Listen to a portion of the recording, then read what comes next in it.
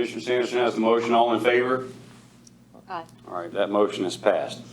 All right, now I do believe we can move on to our roll call. Lindsay, whenever you're ready. Mayor Lagos. Mayor Pro Tem Holland. Here. Commissioner Brownlow. Present. Commissioner Plum. Here. Commissioner Sanderson. Here. Thank you. And Commissioner Brownlow will lead us in our opening prayer. Bow our heads if you care to participate. Heavenly Father, we come before you tonight, mindful of the challenges and events our community has recently faced. Grant us wisdom to learn from these moments, the humility to grow through them, and grace to move forward together with understanding, respect, and purpose. We ask your blessing upon our town staff, elected officials, first responders, volunteers, and all who serve this great community. Strengthen them in their duties and guide their decisions for the good of all people. Bring comfort, healing, and peace to those who are infirmed, struggling, grieving, or burdened in any way. Let them feel your presence and the care of this community around them. Lord, extend your grace over our people, our families, and our town. Place a hedge of protection around Emerald Isle, keeping us safe, united, and steadfast through every season. In your most precious name we pray. Amen. Amen. Please stand and face our flag for the Pledge of Allegiance. I pledge allegiance to the flag of the United States of America and to the republic for which it stands, one nation, under God, indivisible, with liberty and justice for all.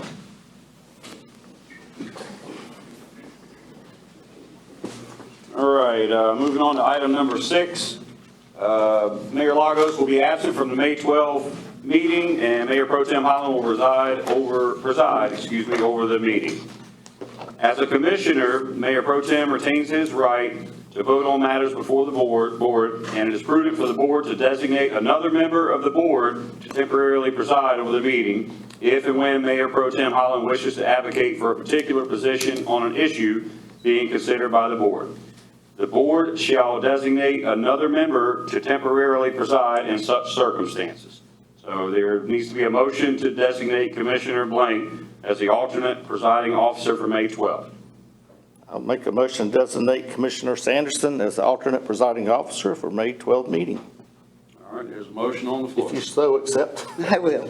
All right, motion is on the floor. All in favor? Aye. All right, looks like it's you. Thanks. All right, carry on. Alicia, when ready. I'm leading now? Yeah, that was a surprise to me. But last time we did this, it was in the event. Right. So I would just say to clarify, you continue to lead. You are the Right. leader for this. Okay. It's only if you choose to comment on a matter that is currently before the board on discussion. Okay. You don't have to move to motion it. We've taken care of that. You'll just say, I'd like to speak. Ms. Anderson. So I can preside over the meeting. Correct. And I can vote on agenda items. Correct. But I can't be part of the discussion? You can be part of the discussion. You just have to say, now's my time. I wish to discuss. Ms. Anderson. And it would go to me. Going to preside, and we'll deal with Okay. any issues. All right, I understand. All right, Decorum. very good, good enough. Thank you. That was a little bit confused, but that makes sense. All right, item number 7 will be public comment. This is where the public will have the opportunity to address the board about any items of concern.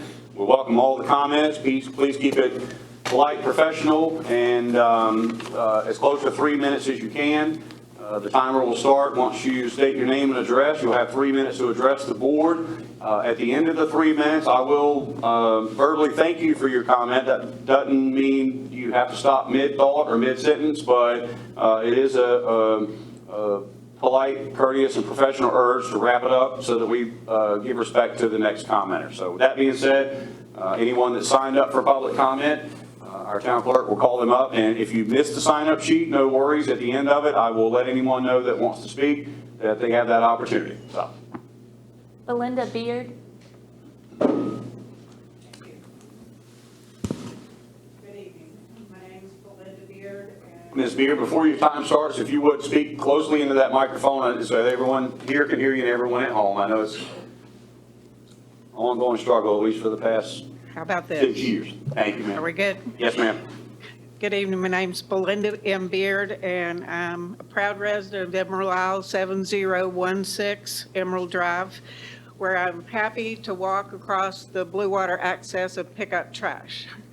However, I want to call your attention to item number 15 on the agenda tonight, and that is considering the ordinance amending to prohibit the intentional release of balloons or other similar airborne materials. That is very important to our beach.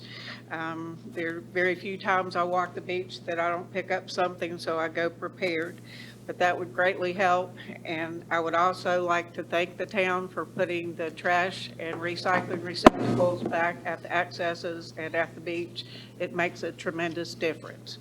So I hope that we can count on your vote and at least eliminate or educate the public about the dangers of balloons for our marine life. Thank you. Thank you, ma'am. Mark Brenneschultz.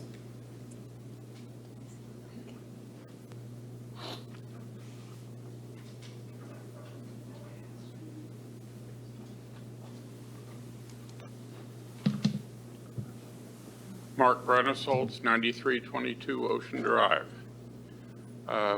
Two comments. One, I'd like to thank the Frank staff and the various directors involved with starting to spruce up the town a little bit. Road signs, speed limit signs that were covered with moss have been replaced. A number of other things, the various flower pots that are hanging around here are very attractive, and I hope this trend continues. It's very nice to see. It needs a little freshening up. Second comment is that I notice that the budget proposes a half-cent increase in the tax rate, and since my taxes went up over 23% last year, and the town is budgeting well over revenue neutral, I think maybe we ought to have a close look at the rate of expenditures for capital projects, a little more on maintaining and looking at, drive on the island, pretend it's your first time here, and does it look shabby or does it look really first class? But I think capital projects are fun, but maintenance of what we have is at least as important. Thank you very much. Thank you, sir. That's it. All right, thank you. Did anyone miss a sign-up sheet that has anything they'd like to share with the group and the board? All right, thank you very much. Agenda item number 8, no action needed, but we heard you. Follow up to prior comments. A written summary of the public comments made at the prior board meeting is attached, along with a formal response to those comments from the town staff. The mayor, the board, and town staff are happy to meet with anyone during normal business hours or any other mutually agreeable time to discuss those issues in greater detail, as always. All right, item number 9 would be the identification of any conflict of interest. Lindsay, I'll let you take that from here. Any conflict of interest, Mayor Pro Tem Holland? No. Commissioner Brownlow? No conflict. Commissioner Plum? No. Commissioner Sanderson? No. Thank you. Item number 10 will be the adoption of the agenda. Is there a motion to adopt? So moved. All in favor? Aye. All right, that motion is carried. Item number 11 would be proclamations. I want to note there are several here, so I'm not going to read them all out loud in the interest of time, but please let it be noted and of record that there is a proclamation naming Emerald Isle National Police Week, May 11th through the 17th, National Safe Boating Week, May 16th through the 22nd, National Public Works Week, May 17th through the 23rd. Emergency Medical Services Week, May 17th through the 23rd. And National Beach Safety Week, May 18th through the 25th. And agenda item number 12 would be the presentation of the Emerald Isle Fishing Tournament scholarships. I saw Mark Taylor on my way in. I didn't see John Wood. John with us tonight? No, he had a special meeting to go to tonight, so he had to miss it. All right, well, we'll turn it over to EI Fishing Tournament Chair and Committee Member Mark Taylor and company for the presentation of the Fishing Tournament Scholarship. All right. All right. Ladies and gentlemen, my name's Mark Taylor. I know a few of you out there. It's a pleasure being in front of you again tonight. And standing in front of me right now is my volunteers. We've got a large group of us. This is the group that could come out tonight to do it. We work, it's a one-day tournament, but we work all year long trying to pull this off. And tonight's our big night for us where we give the scholarships away. Tonight, we're going to give away 6 scholarships that we raise funds from our fishing tournament, from selling T-shirts, from just out trying to work the environment in the area all during the year. But before we do that, though, we got a special announcement I'd like to make tonight. This is a one-time deal that we had that happened last year, and it was a sad thing that happened, but out of the sad thing, the family made something good come out of it. And before we present the scholarships tonight, we have an announcement. This past October, we lost a good friend, Teddy Marlowe of Emerald Isle. Teddy had many friends among Emerald Isle fishing community and was for some years the dockmaster of Island Harbor Marina, where he met fishing and boating families from around the state. It was a time in his life that he really enjoyed. When Teddy passed, his wife Cindy and his daughter Casey requested their family and friends make memorial donations to our tournament scholarship fund. And because of their generosity this year, our scholarship will be, instead of $3,000, it's going to be $3,200. So each student's going to get another $200. The students in the crowd just realized that right now because we didn't tell them. So an extra $200 thanks to that family there. Teddy was a loving father and grandfather and a mentor for young folks. So it's especially fitting that we remember him in this way. We would like to thank Cindy and Casey and all of his family and friends for making this possible. So I want to thank you very much, family. And if y'all would come up just for a minute, we got just something little we'd like to give you and say thank you so much.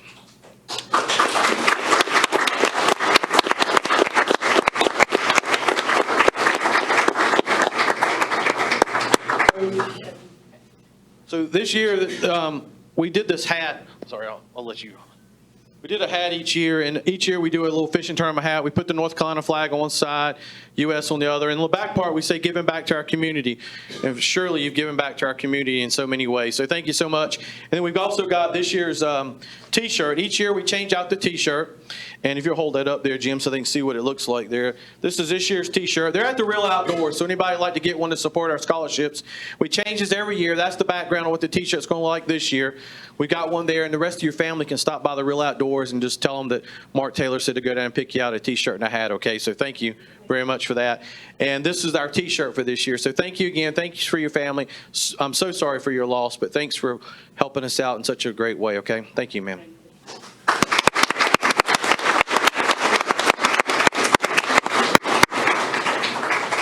So now, Mark, before we do that, I didn't have the opportunity to know Teddy, but obviously he's a very influential person. So can we, just in honor of his contribution and in honor of his family and his memory, just have a moment? Yes, sir. Thank you. Start now. All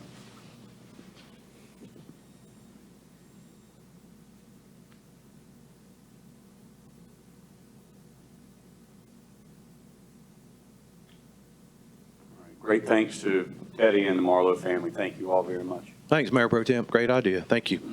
All right, ladies and gentlemen, now for the big announcements. We had quite a few kids show up this year for our scholarship program. This is our 8th year that we'll be doing the scholarship program. Thanks to Frank 1.0 helped me get this started off, and now we got Frank 2.0 back. But we started it right when Frank was leaving us, and we're happy to have him back. And now the scholarship's in its 8th year, and it's growing really well. And thanks to all your support out there and all the people that volunteer, all you that buy the T-shirts, that come out and fish our tournament, We have a great day. It's always going to be the last weekend in September. And you can go to eifishing.com and see all the details and learn more about our tournament. But I don't want to take up much more of your night. I know you're here for more things than hearing me talk. So let's go ahead. I'm going to hand this over to Angel. She's going to read out the names. I'll present it. And if the winners could stand up here for a few minutes, I'd like to take a quick snapshot once we get everybody up here.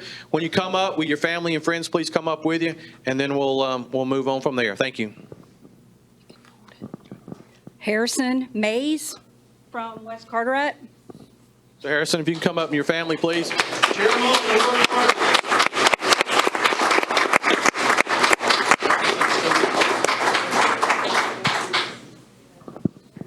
Congratulations again. Thanks. Congratulations. Noah Key from West Carteret.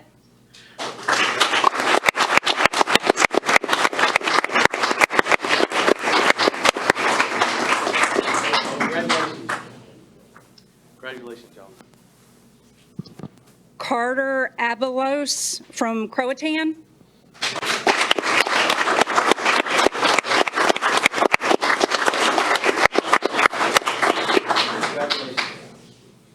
Lily Smith from Croatan.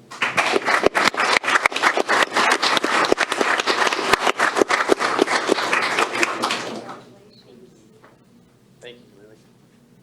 Thank you, ma'am. Thank you, sir. Isaac Moss from East Carteret.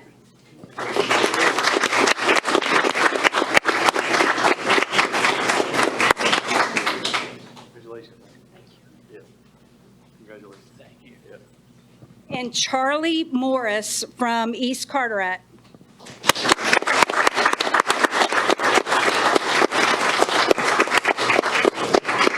Congratulations. Yeah. Congratulations, y'all. And ladies and gentlemen, that's our large group up here right now that we had it applied for the scholarships. And it's going to be amazing to see. All these are local kids from all the 4 high schools that come here. And then we also bring Swansboro into it each year, too. This year, it was all in the local schools around here. We're so happy that each one of you applied for it, and we're so happy to see these. I wish I could share with you all the stuff that they've done to get to this point right now, and the grade point averages they have, and where they're heading to and what they're going to do. Our hopes with the Emerald Isle Fishing Tournament, the scholarship was based on coming back in the Marine field and doing something special for the Marine. So hopefully, once you finish your education, get all educated, you'll show back up here and you'll teach us all what you've learned in school and stuff, okay? So once again, if y'all could give them a big hand of applause.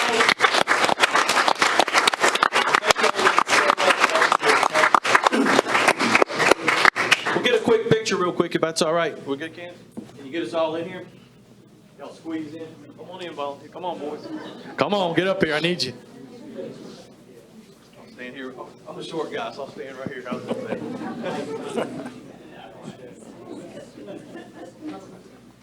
I'm good, how are you? All right, once again, thanks a lot. Thank you. I know you do. I see you. Mr. Allen, how are you? All right, big time congratulations. Thank you, Mark, and thank you to all the supporters, donors, participants for the Emerald Isle Fishing Tournament. It's been a real pleasure to see that thing grow from its inception to what it's become today, and special hats off to all the students that have received scholarships and everybody that'll shoot for them going forward. Hats off and congratulations to you all.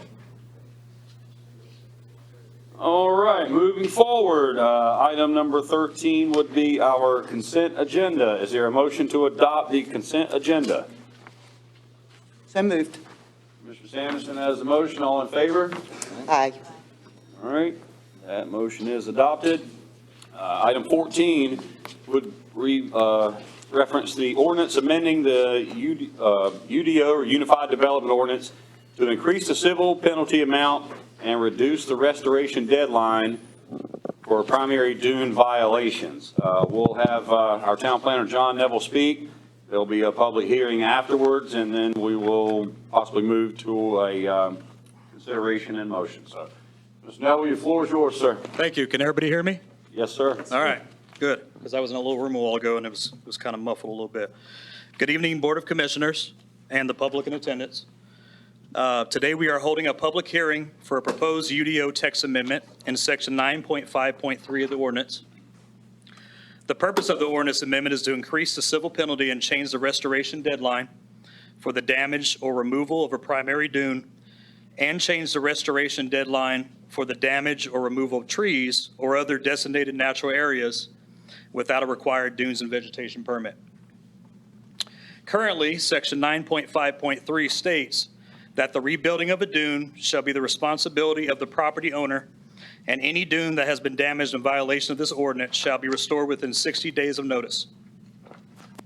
It also states that violations of this section shall incur a civil penalty in the amount of $1,000, and each day after the 60-day period that the violator fails to perform such restoration shall constitute a new and separate civil violation, meaning that violator would be charged $1,000 daily. The removal of a primary dune is a major development violation, as they act as the first line of defense against ocean storms and can also affect neighboring infrastructure. I am requesting that we increase the penalty from $1,000 to $10,000. I am also requesting updates to the restoration deadline, changing it from 60 to 30 Mr. days. Neville, I'm sorry to stop you. I think I'm supposed to pass this clicker. I'm assuming there's. I didn't know if there were I didn't have slides. any slides. Okay, all right, go ahead. Sorry. Let you let me breathe for a second. Sorry about that. This is a lot. Sorry, guys. From 60 to 30 days so that the restoration work is completed quicker than our current ordinance states. I am also recommending that the restoration deadline for damage or removal of trees or other designated natural areas without a required dunes and vegetation permit also be updated to reflect 30 days instead of 60. According to General Statute 160A-175, enforcement of ordinances, a city shall have the power to impose fines and penalties for violations of its ordinances. North Carolina local governments can enforce ordinances via civil penalties with no statutory maximum. However, they must also not be excessive under constitutional standards. After speaking with both Town Manager Frank Rush and Town Attorney Mark Soletto, we agree that since the Coastal Resources Commission can charge a maximum civil penalty for major development violations at up to $10,000 per violation, and another local jurisdiction charged $10,000 for the removal of a primary dune in recent years, the requested increase to $10,000 would not be excessive. If approved by the town commissioners, there would be a new violation every day after 30 days, so the violator would be charged $10,000 daily until it's fully restored. On April 27th, the Planning Board reviewed the amendment and unanimously voted to recommend adoption. They also completed a plan consistency statement stating that the amendment is consistent with the comprehensive plan and reasonable and in the public's best interest because primary dunes act as the first line of defense against ocean storms. The town has invested millions of dollars in dune restoration, and the protection of primary dunes are imperative for the protection of structures in the town. On page 5-12, Natural Hazard Area Management Goals, the CAMA Land Use Plan states, it is a goal to conserve AECs and maintain barrier dunes, beaches, floodplains, and other coastal features for their natural storm protection.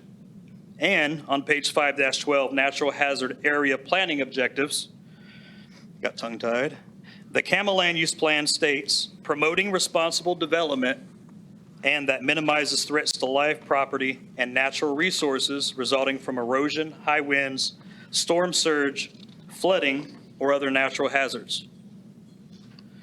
All required public hearing procedures have been performed as directed by our ordinance and state statutes.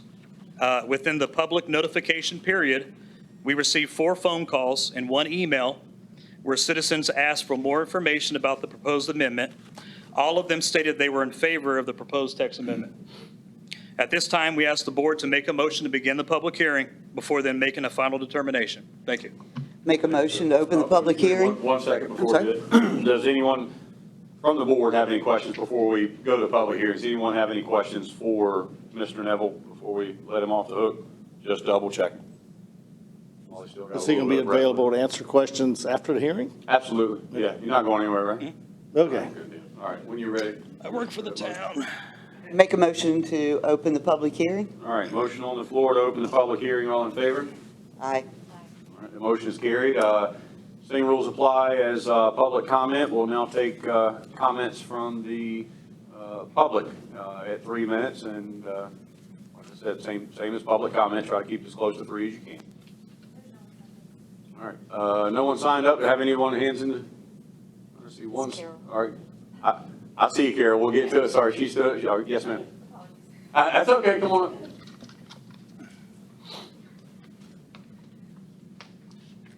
Good evening, Board. I think this is a really great start to working on this particular part of the ordinance.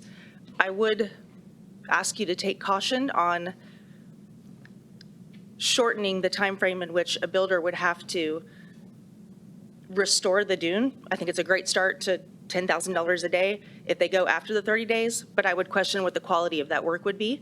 Many of these builders come into our town and the quality of their building is less than desirable on many occasions. So to rebuild a dune that's been there for 200 years within 30 days does not seem reasonable. So I would caution you in thinking through that a little bit more. Thank you. Thank you.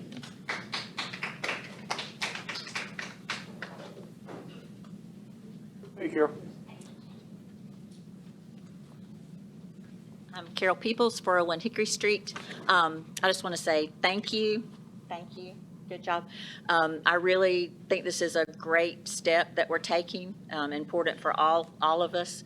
And I don't know, it probably wouldn't be tagged onto this, but if we could at some point look at when vegetation has to be replaced, look at replacing it with native vegetation instead of trees and shrubs from other continents, maybe have a list of trees and shrubs that we could give to homeowners or developers when they have to replace vegetation to be sure that we're using things that belong here. Just a point. Thank you, ma'am. All right, did we miss anyone else? I see a hand. Yes, ma'am.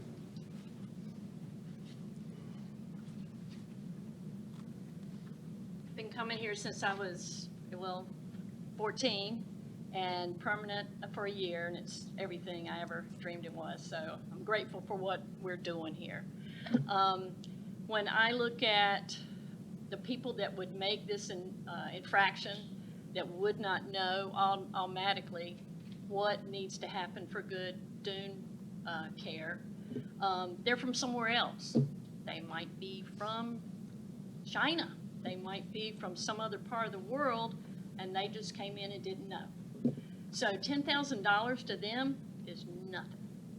They'll just wince at it and go on. So I really want us to be, to recognize that that amount might need to be higher.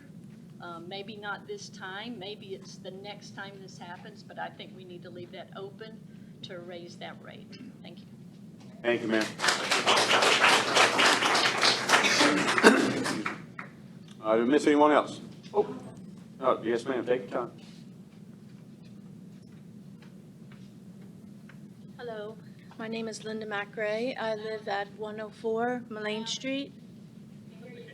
I live at 104 Mullane Street, which is right near that house that you are raising the fee about and the number of days. So I disagree. I think 30 days is enough with the requirements of what needs to be done for that dune.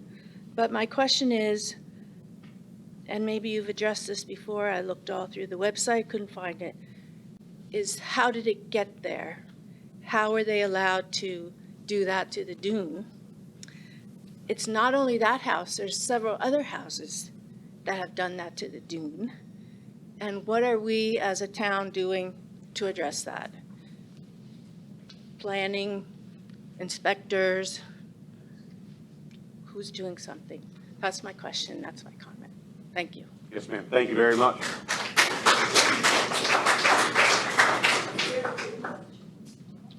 Did we miss anyone? All right. We didn't miss anyone else. I'll ask for a motion to close the public. Yes, ma'am.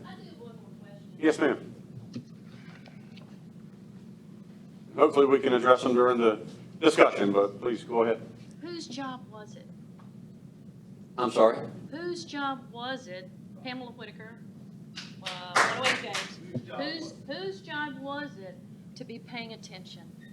If we need to pay for somebody to ride around once a week and look at what's going on in our community, then we need to do that, because it's pretty significant. Actually, it's very significant. So, thank you. Thank you, ma'am. Well, actually, whose job was it? Do we know whose job it was? Well, it's a group effort from the town administration staff. Obviously, it falls on the planning department, permits department. It can go down a little ways, it can go up a little ways, even to, a field agent or the town manager. So to say, it was John or Jane Doe's job, that's a really tough one to nail down. And so I'm not so concerned about who it was. Well, yes and no, but I'm very concerned about who it is tomorrow. Yeah, and I think that begs the question is, what can we do better to oversee and pre-enforce, if you will? It's a great question, and not to pass the buck, fantastic question, and like I said, I think that begs the second question is, what steps can we take to avoid that happening? And the answer to 100% keep it from ever happening again, close to impossible, but could we? We've got all these people right here that can drive Yeah. every single day. Yeah. No, very legitimate question. Can you do better? Always, absolutely, 100%. And so if we can do something outlined and we have names attached. Right. They're responsible and they recognize that they were responsible. Right. It won't happen again. Okay, thank you.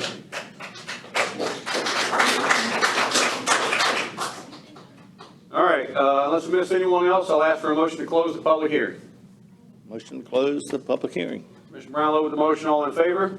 Aye. All right, that motion is carried. And then I'll open it back up to the board for discussion and possible motion to adopt at least the changes that we have before us tonight, as they start at a minimum, but we'll go ahead. John, I'm not sure you know the answer to this question, but what exactly does the restoration look like? What are they bringing in here? What are they So doing? they have to, so according to the notice of violation, where I worked really closely with Cam on, and didn't send it to them until they were fully good with it, they have to restore it as best they can to as close as how it looked before, with the exact height and measurements as it was prior to.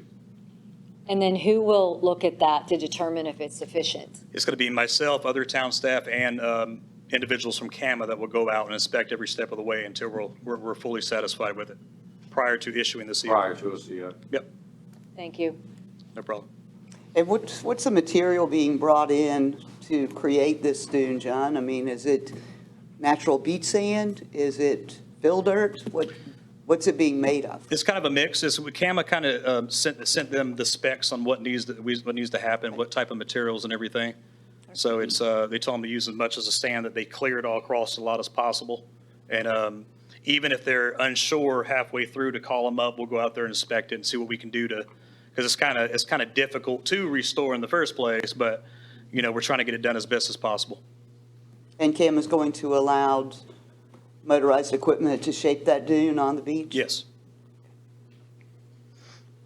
So after they bring in and you inspect, will there be, so I just attended a waterway conference, right? And we talked about dune restoration. And I see the only thing working here long-term are the stakes or the fencing that is set up. Is that going to be something that we ask them to do to keep building that dune back up naturally? Absolutely. Okay. Yep. All right. I think it's a decent start. Does it solve the entire problem? Excuse me, obviously not. But I think it's a decent start. Is it enough? No, I don't think so. Because if you have a $2-3 million lot, you're building a $6 million house, yeah, $10,000 is not a lot. And $20,000 after 30 days, and $30,000 after 31 days. It's a decent start, but it doesn't solve the problem. So I think that two-part thought. One, it's a decent start. We recognize the need for some change. recognize a great need for doing everything we can to ensure that this doesn't happen again. And that would include maybe sending it back to the planning board for potential, or for review of potential extra culpability, whether it comes in the form of a more significant fine or holding more than one party liable. Another part of, and I'm not, I haven't read the permit process as far as, hey, you can do this, you can't do that, you must not do this, you shall do that. A revisit of our permit application process just to ensure that you can't claim ignorance of the rules, or you can't play dumb and get away with a slap on the wrist. Or, and this is just a question, not saying we don't, but are we doing everything to ensure that when someone comes in and applies for a permit, you can't bulldoze the dude. You can't do this. You will do that. You shall not do this. And then we can move farther down the line as far as you know better, you knew better, you were told, but you did it anyway, and stiffer penalties until it's an extreme rarity when we see it happen again, because everybody knows you just don't do that. So I would add, in addition to this decent start, if passed, and I hear everyone's comments as far as, 30 days isn't a sufficient amount of time to or might not be a sufficient amount of time to adequately rebuild it. But it's a little bit towards a feet to the fire, and you're not getting a CO until it's done right. You got 30 days. You can't just go put a Band-Aid on it. This is what you must do. You have 30 days, but if you don't do it right, if you don't make time to do it right, make time to do it twice, kind of a thing. Anything we can do to try to avoid having this happen again, I'd be in support of, including a revisitation of our permit process, just to make sure we have all our I's dotted and our T's crossed, and not necessarily can we fine more than $10,000, but what can we do? The fine is fine, but if you knock down a primary dune, $10,000 is nothing, $20,000 is nothing. What can we do to not get to that point in the first place? Yes, sir. And John, I appreciate the work that you and staff have put into this, Frank, and it's a good start, real good start, and I support it. Is it going to be an incremental penalty, or is it just go right to 1,000 to 10,000? It would go from 1 to 10. Okay. And then is there any type of performance measure to determine if we have success on the revegetation? Do we have any kind of a metric for measuring success on the restoration? We don't. We just, I would get with CAMA, we would go down there and inspect it. If it's not to the liking of both of us, then we would just work with them until it gets complete. And that's kind of where we're at right now. And like I said before, they won't be issued anything until everything is done. So it's just, it's one of those things. Can we require a performance bond on that? I was actually going to comment on that, anticipating the questions regarding fines directly to contractors. What I would say, I'll just jump ahead of it right now. One of the difficulties with assessing fines to contractors is collecting that fine. Right. Because unlike with property owner, you can put a lien on, it's very efficient to collect on that lien. Property can't be sold without satisfying it. I would propose that if we do choose to levy fines against contractors, we do require a performance bond, because otherwise you're going to go through a pretty arduous process. Obviously, some may just pay their fine. If they're larger companies in better standing, then they may just concede and pay. But knowing that there are contractors out there who frequently go insolvent, dissolve, it may be best to hit that on the front end so we are guaranteed that performance on the back end. Okay, I need to rephrase my question.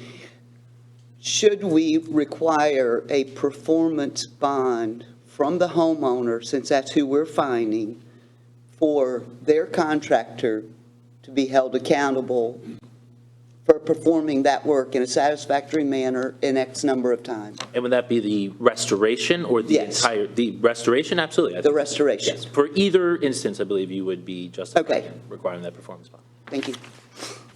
John, what I was trying to get at to establish, like, there's two types of restorations we can do. One is an activity-based, where you just tell them, all right, you've got to put a pile of sand out there and you got to throw some vegetation on it. And then we see what he brings in, whether it's play box sand or if it's, sod over top of it. That's vegetation. Or do we, like Carol was talking about, do we want naturally native vegetation in there? Like, do we want the patins and the hay grass and the yaupons and stuff like that growing on it as we encroach back landward? So it needs to be a native-based restoration plan. But most of all, I would hope it's performance-based, that they don't get a CO until that we establish the roots and rhizomes are growing naturally on their own.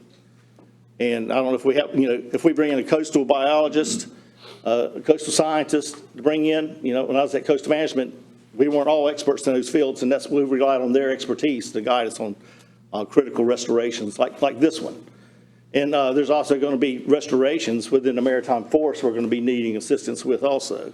So I didn't know if there was like a thought-out plan for where we call in some experts. You mentioned Cam is going to be out there helping out. And hopefully they'll bring someone like coastal scientists like Rudy in there or something. I don't know if Rudy's still around or not, but so I'm hoping that we can establish a performance-based restoration. Also, and we do more of a prescriptive.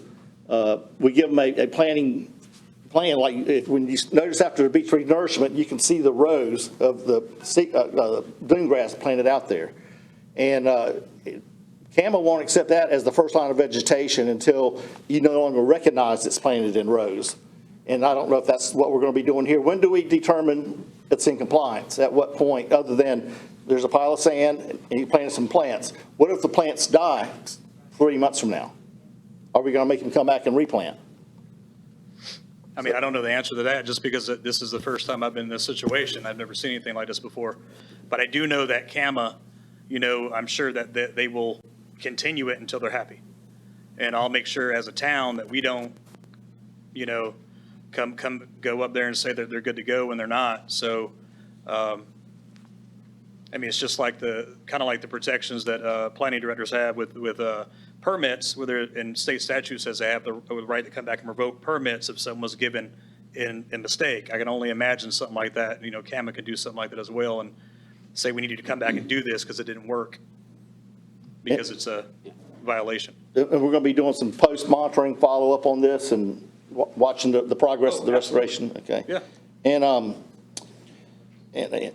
I do think that we need to, when we have a full board established again, that we discuss possibility of finding contractors as well as the property owner, the person, and I don't mean the company, I mean the person engaged in doing the work, because that, when I was at Coastal Management, that was one of the best deterrents we had. We had contractors that would come in and ask before they did work if it was legal because the property owner asked them to do it. And you'd be surprised the number of times I told them, a good thing you asked, because their livelihood depends on that. So it really hits them more than it does the property owners, especially corporate property owners who are here, build it and selling it, a rental house, and they're gone. They could care less. So contractors here, he wants to do repeat business in town. He's going to be a whole lot more careful. He or she's going to be a whole lot more careful. So I would hope that we could look at that.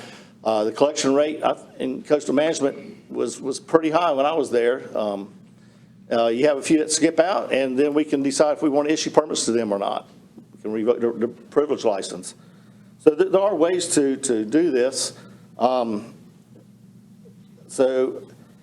And also, I hope we consider getting code enforcement officials.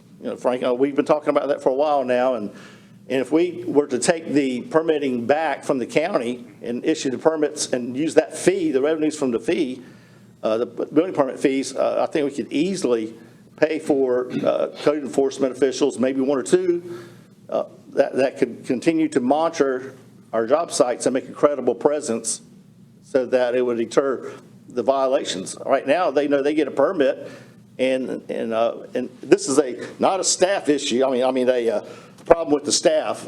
We got a planner and a permit tech.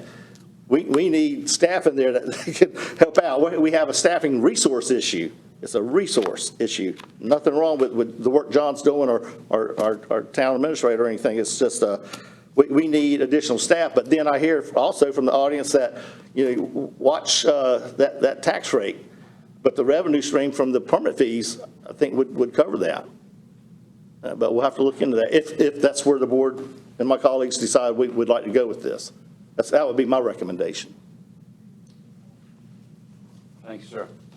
I kind of think we have two different things going on here. We're trying to establish a new precedence, okay? But then how are we ensuring that the issue is being resolved to our liking? So can we outline those steps and share those? For example, when I was at that conference, the UNCW coastal engineers presented a case study to us. If they have to plant those new grasses, that takes time. Right. There's fertilization that has to happen, like Roy was saying, the roots have to establish. This isn't something that will just be resolved in 30 days. Did Camas say 30 days was a legitimate time frame to get this done? No. Or is it 30 days to start work? Is that what it is? If I could just clarify that, and Yeah. a few other thoughts based on comments from the board and from the public. So I think the 30-day standard, or the 60 days, if you decide to keep it at the current 60 days, the 30-day standard would be the deadline for them to reshape the dune and to have the planting completed. We certainly don't expect that the roots will take hold and it will be fully developed and back to the way it was prior to the disturbance. But so the 30-day period is intended to get the work done, to put it in motion, and hopefully have it naturally, revegetate and so forth. So that's the standard. And so a couple other things I just wanted to point out, just to make sure everyone is clear on this, especially the board. So this ordinance amendment, just want to be clear, this would only apply to future violations. This does not apply to the current issue at 3405 Ocean Drive. Obviously, this is being undertaken because of that issue, but this is going forward for any future violations. I just want to be clear with everyone on that so that people understand that. The other thing I wanted to just say is that if you think about it, sure, someone building a $6 million house, $10,000 does seem like a drop in the bucket.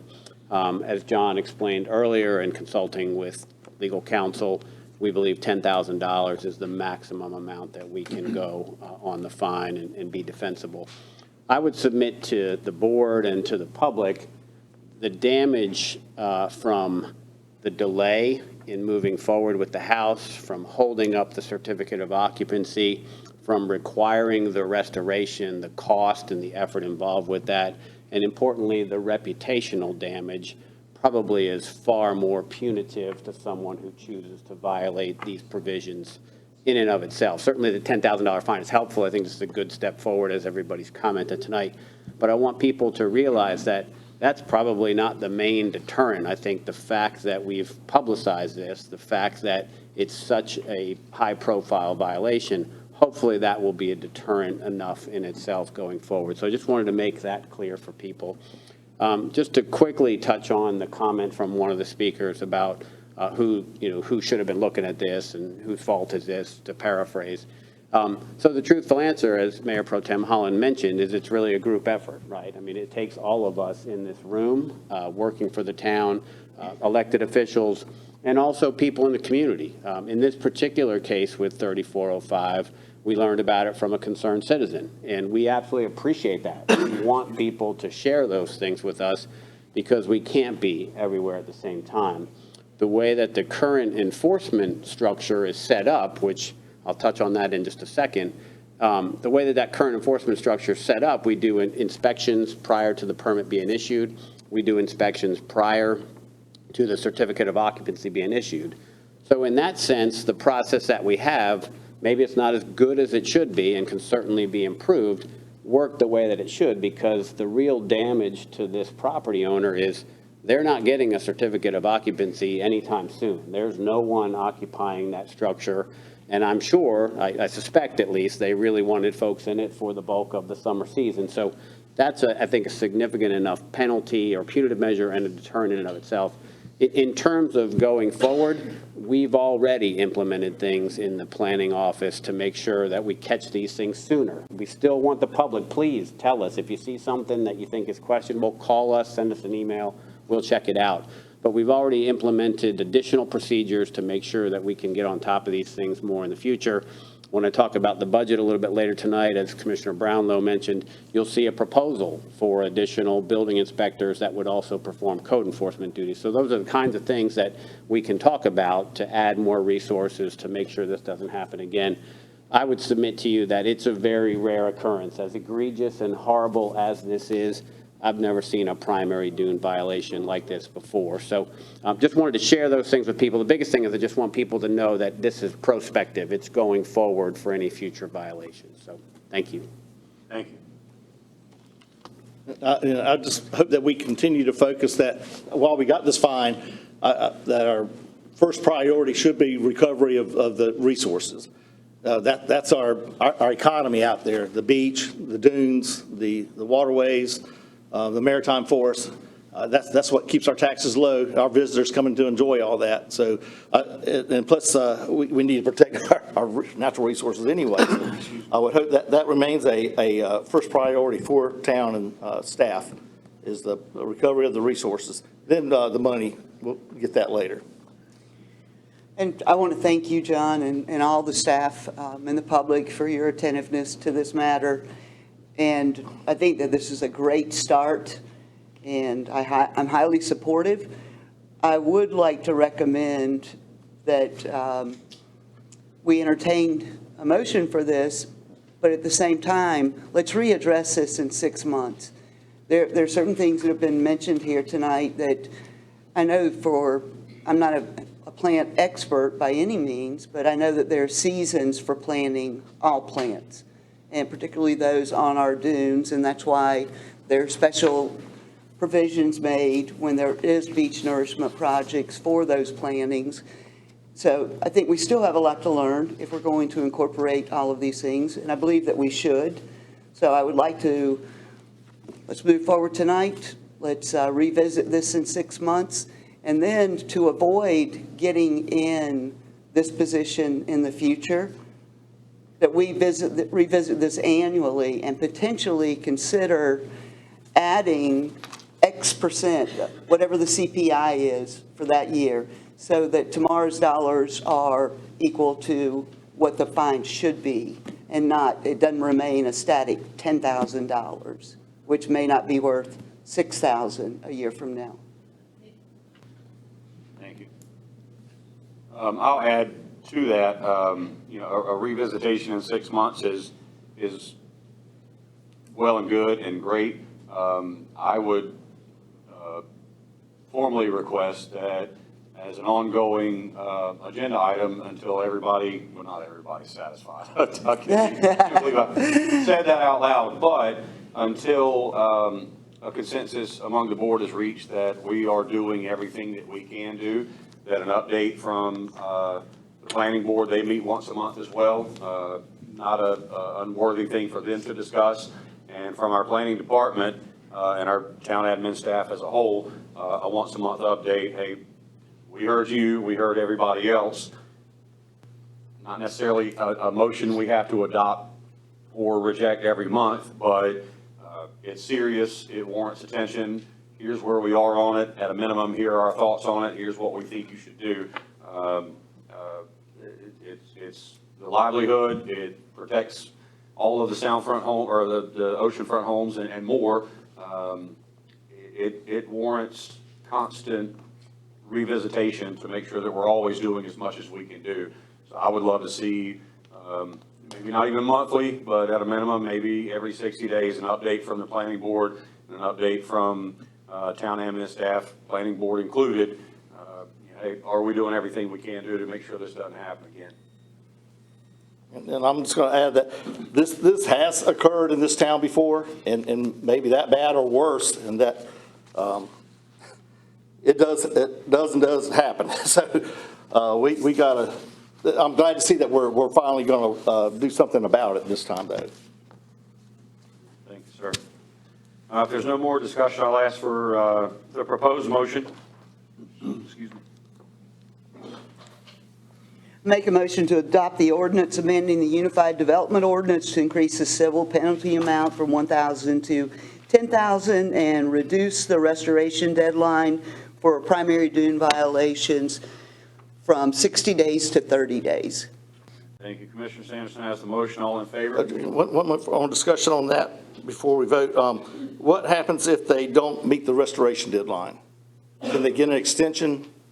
It goes to It starts $10,000 a day over. past 30 days. Yeah, every day beyond the 30-day period is an additional $10,000. I mean, but what if they are working to get it done, but just don't meet the schedule? Weather. $10,000 a day. That's right. I mean, we're certainly going to be reasonable with people. For example, if someone falls ill with a serious health condition or something like that, we'll work with people. But if it's not completed by the 30 days, it's an additional $10,000 per day on the primary dune violations. And the other thing to clarify is the $10,000 fine is only for primary dune violations. The $1,000 fine would remain in effect for other violations under that ordinance. Okay, thank you very much. Thank you. If there are no more questions, Commissioner Sanderson has the motion to adopt as proposed. All in favor? Aye. Aye. Motion is carried. Thank you. All right. Item number 16, Fire Station 2 construction. We'll turn it over to 15. Oh, excuse me. Oh, I missed it. Item 15, out of practice here. Ordinance amending Chapter 12 miscellaneous provisions. The Code of Ordinances to prohibit intentional release of balloons and similar airborne materials. Sorry, I made myself a check mark to go to that and accidentally skipped it. I apologize. All right, for the next agenda item, I'm requesting an amendment in Chapter 12 miscellaneous provisions of the Code of Ordinances to add a new section, Sections 12-9, under Article 1, Personal Conduct as follows. Section 12-9, unlawful to release balloons or other similar airborne materials within the town. And this is just the wording of how I have it written. It shall be unlawful for any person, firm, nonprofit organization, or corporation to knowingly and intentionally release, participate in the release of, or intentionally cause to be released any of the following within the town limits. Any type of balloon inflated with liquid air or gas, other similar airborne materials capable of floating up and away that will eventually return to the ground or water at an unknown location. Violations of this section shall require the immediate removal of said materials if possible, and may also subject the offender to a civil penalty, of $250. Under definitions, the following definitions apply to this section. Balloon, a non-porous bag of tough and light materials such as latex or mylar, filled with helium or other substance that causes the balloons to rise or float in the atmosphere. This definition also includes biodegradable balloons.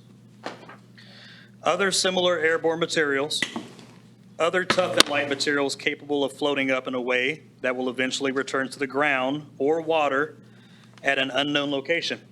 This definition specifically includes, but is not limited to, Chinese lanterns. Release, the knowing and intentional release of balloons or other similar airborne materials by a person or through the operation of a device controlled by a person, except for any of the following.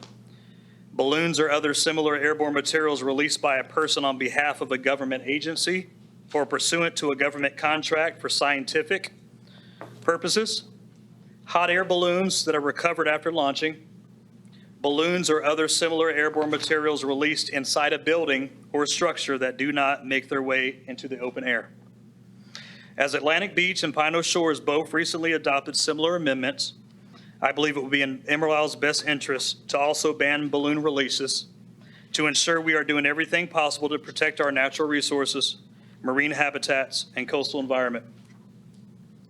Balloons and similar airborne materials released into the air frequently return to land or water as litter, where they can pose significant risks to wildlife, including sea turtles, seabirds, fish, and other marine animals that may ingest or become entangled in debris.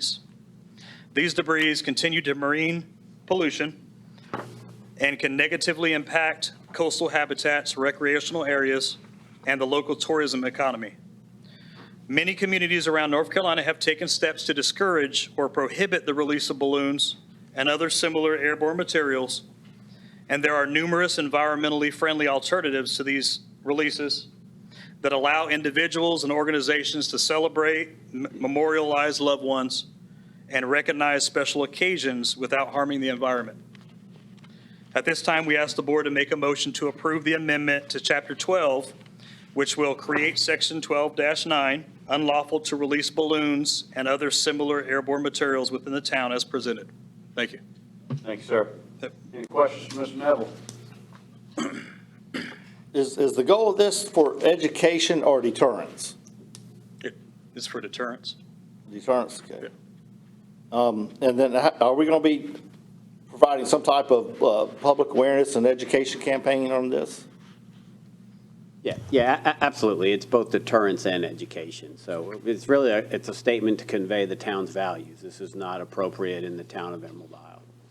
Yeah, I believe there's already material out there for circulation that's been generated by federal and state that is just, would be easy to obtain, I'm certain. It seems like, who's going to be enforcing it, though? What department?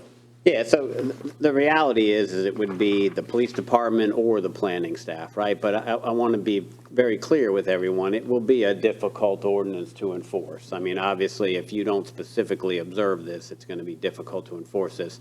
In my mind, it's really more about conveying our values as a community, educating the public and deterring this kind of behavior from happening.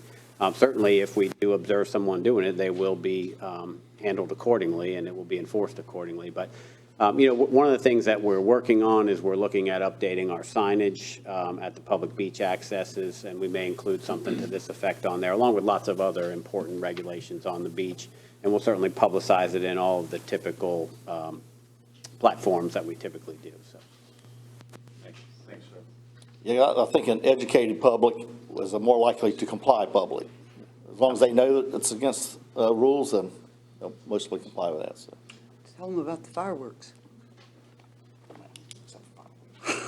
All right. If there are no more questions, I'll ask for a motion. No, ma'am. It's not a public hearing. I'm sorry, and not to silence you, but again, like that we heard you, happy to meet and discuss, and if it warrants a revisitation after that meeting, more than happy to do so. Thank you so much. Make a motion to the ordinance amending Chapter 12 miscellaneous provisions of the Code of Ordinances to prohibit intentional release of balloons and other similar airborne materials. All right, Commissioner Sanderson has the motion. All in favor? Aye. Motion's carried. Thank you. All right, I won't skip ahead again. We will move to item 16, Fire Station 2 construction. Turn it over to Mr. Rush and Interim Fire Chief Will Coffey. thank you, Mayor Pro Tem Holland, Commissioners. If y'all could place the images on the screen, thank you. I want to recognize Interim Chief Will Coffey is here to answer any questions you may have. I'll walk you through kind of the nuts and bolts of the proposal for your consideration. If you have questions that are more specific to fire-related issues, obviously he would be the appropriate person to respond to those. I also want to just mention that our new fire chief-to-be, Christopher Parker, is here in the back of the room as well, and I'm glad to have him here. He'll start work with us on June 1st, and we'll formally introduce him at that time. So really pleased to be here with you tonight and present two items for board consideration associated with Fire Station 2. First, you have a resolution authorizing an amendment to the existing design-build contract with DR Reynolds. You may recall you previously approved the design portion of this back in July of last year. We're now moving forward to the construction phase if the board approves so tonight. The total guaranteed maximum price for the construction of the new station is $3,473,700. You also have a capital project ordinance amendment for your consideration tonight that essentially allocates additional FEMA funding for the construction of this project. That's one of the items that we talked about at your budget planning workshop earlier this year. I'll get into that a little bit more in the future. I do also want to note that I believe Bob Rawson from DR Reynolds is here as well tonight, and so glad to have him here with us, and he can certainly answer any questions that you may have as well. What you see on the screen is a rendering of the proposed station. I will move it forward. It's just a different view, looking at it more from the southeast. The previous one is really more from the, I guess, more from the southeast, the other one's from the southwest. We've got copies of the floor plan, the site plan, and then building elevations all in your packet. I know this is probably a little bit difficult for folks to see, but essentially it is a 6,660 square foot station to replace the existing Fire Station 2. It does include approximately 4,200 square feet in a new metal building that would be attached to the rear of the existing concrete block structure located at 2810 Emerald Drive. The front block structure building would be completely gutted. We would reuse the frame. That's about 2,460 square feet. It would be completely renovated and essentially be a brand-new building. The design of the new building is intentionally designed to be similar in appearance to the Town Administration Building, the old EMS Station Building, which is now the Fire Administration Building, and also the Welcome Center. So clearly the goal was to create a more coastal image for the building at that location. More importantly, however, it is a significant expansion of the space available for the fire department to serve eastern and central Emerald Isle. The current station's about 2,800 square feet. I mentioned this is 6,660 square feet. It's more than 2.5 times the size of the existing station. I think it will meet the town's needs certainly in the present and for many, many years to come.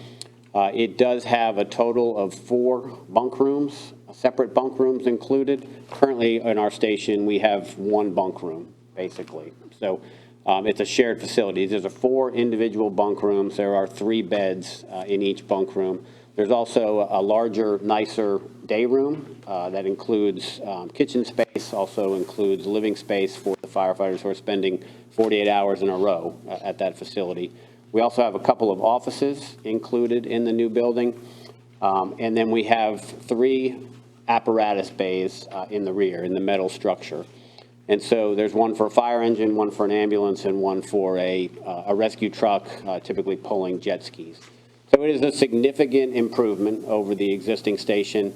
As you all know, this has been a long time in discussion, and we're really pleased to move forward on this right now. As we've talked about at your previous meetings, our initial design of this building was around 8,000 square feet. That initial cost came in at about $4.5 million, which was considerably higher than the $2.7 million of FEMA funding that the board previously allocated for this project. You heard me mention earlier that the design build construction phase is $3,473,700. So that's still over the $2.7 million that we had previously allocated for this project. We are recommending, if the board approves tonight as part of the capital project ordinance amendment, that we essentially reallocate all of the other remaining FEMA funding that was previously primarily allocated for the Reed Drive Stormwater Improvements Project and also the Land's End Dune Infiltration Project. So the money that was previously allocated for those projects would all be consolidated with the FEMA funding for the Fire Station 2 and would provide sufficient funds to construct the new station. That's all included in the capital project ordinance amendment before you. As we've talked about in the past, and as we'll talk about with the budget in a little bit, we've identified alternative funding to move forward with the Reed Drive Drainage Improvements Project, so that should be covered. We expect that project will be complete sometime this summer. The Land's End Dune Infiltration Project is basically delayed indefinitely, and we'll be working in the future to come up with a cost-effective solution there and identify alternative funding for that at the appropriate time in the future. So I'm pleased that we were able to present you with a proposal that I think will meet the fire department's needs in the present and also in the future, that also is completely funded by the FEMA funding available to the town for this project. As we've talked about in the past, our intent is to consolidate all of the remaining FEMA funds. That will provide the necessary $3,473,700 for the construction. We've also included a total of $38,000 for furnishings in the new fire station. And then we've actually got a little bit of extra money available, and I'm sure that there will be certain things that come up during the construction process. Perhaps there's something that was overlooked that we would like to add back in the future. So there is a little bit of additional money derived from the FEMA funding available. We have a total of about a little more than $79,000 available for those kinds of items. And then we also have an additional almost $213,000 of additional FEMA funding that could potentially be made available. I mentioned to you that the initial design had about an 8,000 square foot combined building. We cut that down to 6,660 square feet. We reduced the size of the metal building in the rear of the structure, which you can see in the image. And so in doing that, we removed some of the items that were initially desired to be in the new facility, simply for cost reasons, simply trying to get the project down into a manageable number, and also considering the other town budget challenges that we'll talk about after this item. So we scaled back the rear portion of the building by about 1,400 square feet. We removed an enclosed storage space, we removed an enclosed workout room, and we removed a fifth bunk room initially from this design. So my thought is, as we get into this, if we have the ability to maybe add back one of those features, I think we have the space in the building to do that. And that's something that potentially that $213,000 could be made available for. So as we go through the process and we'll see how things go, we'll be working on those kind of things. Certainly, we would come back to the Board of Commissioners for your review and approval of anything like that. The thing about this contract is it is a design-build contract. There is a guaranteed maximum price. That $3,473,700 number is the guaranteed maximum amount that we will pay for the identified scope, for the picture you see on the screen, for the site plan, for the specifications that are included in your packet. If there is a cost overrun that is consistent with that project scope, there will be no additional charge to the town. However, if the town wants to change the scope, if the town wants to add something additional or wants an upgrade on a particular finish or a particular feature of the building, that's an additional cost for the town. And so the slight additional pot of money that's available could be used for those kind of things, as well as maybe adding back a few things that we talked about before. Similarly, if the scope is adjusted and the price comes down, those savings would come completely to the town. If the project just comes in less than the overall, for the existing scope, comes in for the less than $3,473,700, those savings would be shared equally between the town and the contractor. So the benefit of this structure to the contract is it gives us some greater certainty on the cost, but there is still an ability there for us to add other things to the scope if we would like and if funding is available in the future. So we'll stop there. The only thing that I just want to point out to the board is we still need to submit the formal request to FEMA to consolidate all of these funds. In all of our verbal conversations with them, we believe that will be approved, but we do need to go through that process.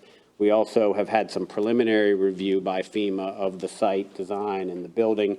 They've generally been comfortable with that, but we need to send the final design back to them. So we expect to move forward quickly.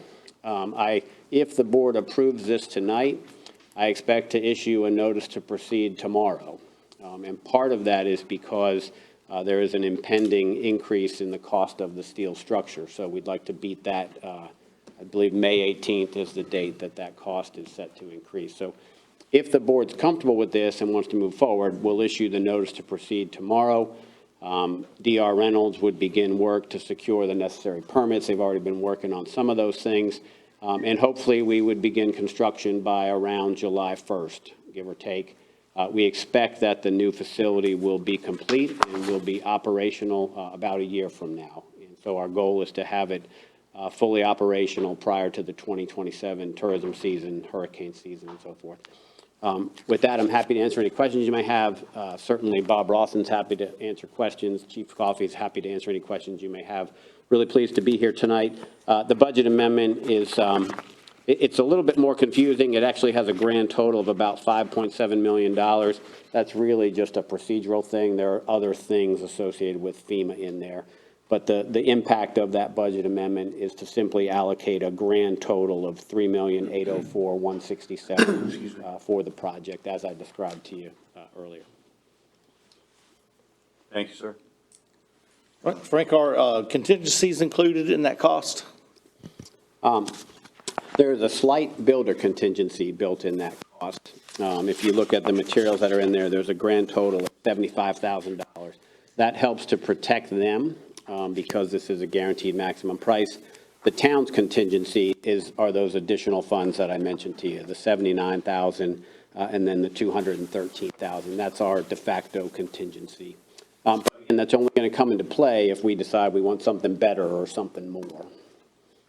And what about, is there going to be any recurring operational cost or cost increase once it's in operation? I think there will be some higher utility costs just because it's a larger building, but there really should not be any significant additional operating expenses. We're currently operating with the same crew now that we'll operate with in the future, so I wouldn't expect anything too significant. Adding that extra bunk, is that for existing staff, or would that be for future expansion, or? Yeah, so in the proposed design, there are 4 separate bunk rooms. We currently have room for 4 staff at Fire Station 2, all in one common room. This will provide privacy for our staff. Obviously, they're spending 48 hours there. I'm sure they'd like to have some time to themselves at times. In each bunk room, there are 3 beds, and there's 3 shifts, so each person has their own bed within that individual room. So that's, I think, really probably going to be the most significant benefit for the department, just to give them more space and that additional privacy. Yeah, that's a tremendous benefit for our employees, and they deserve that, but it's also a tremendous benefit to the town as a whole, because that is frequently where, in catastrophes or natural disasters, that's where our linemen stay, others who assist us getting back on our feet after a storm typically stay in Station 2. Frank, and how will this affect any future capital planning and budget, putting pressure on the budget? Yeah, so that's really the key reason why we worked so hard to control the scope of the project and to control the expenditures and basically develop a project that would fit within the available FEMA funding. So the fact that we've been able to do that, initially there was a cost of about $4.5 million. The town would have had to come up with other general fund revenues to cover that additional cost. So the fact that we've been able to present a strategy that uses just the FEMA funds gives us more flexibility for the board's other priorities in the budget, including other fire station improvements. We've talked about building Fire Station 3 at some point in time, some additional staffing there. So I'm pleased that this project is going to be solely funded by FEMA funding and looking forward to moving on it. I'm so excited to get this off the ground finally, that I make a motion to approve the resolution authorizing amendment to design build contract with DR Reynolds Company Incorporated for the construction of Fire Station 2. Commissioner Sanderson has the motion. All in favor? Aye. Motion is carried. Thank you.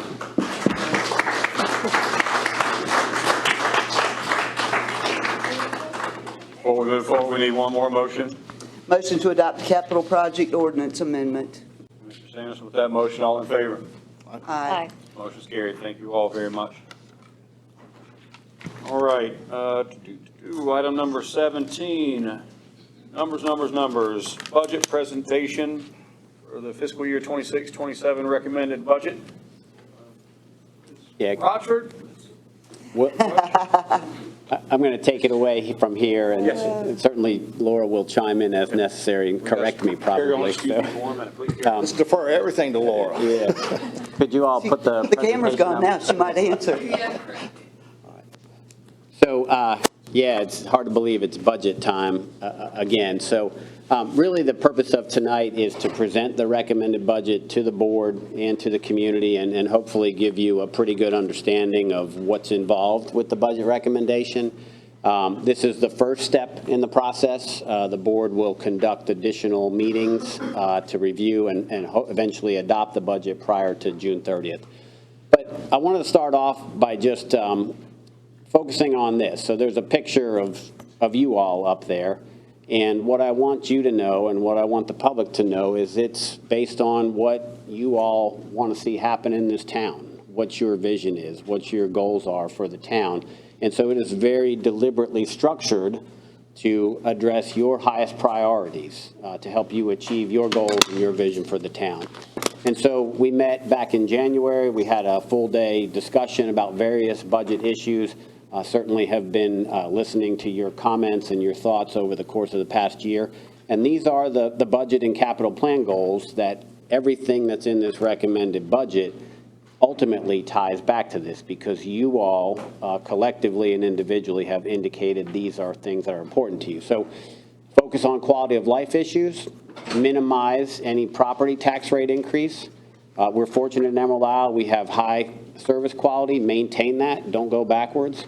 Very clear goal to improve fire response times and facilities. Move forward with the next beach nourishment project. Make sure that we are fairly compensating our employees, make sure that we're competitive in the market, make sure that we maintain health insurance benefits. Another key goal, complete that Reed Drive stormwater project. Look for grant funding for future recreational projects, maximize the parking fee revenues, improve code enforcement. Obviously, we just talked a little bit about that. And then finally, create an environmental stewardship fund. So those were the things that we heard you. We took that feedback from you, and that all factors into the recommendations in the budget. Other things that Laura and I made a priority in developing the recommended budget, we want to make sure that whatever recommendations we're making, whatever decisions the board is making this year, that we effectively consider the future year budget impacts. We want to make sure that you've got a structurally sound budget going forward so that hopefully there are no big surprises going forward. Obviously, we can't foresee everything that may happen, but we try our best to anticipate those things.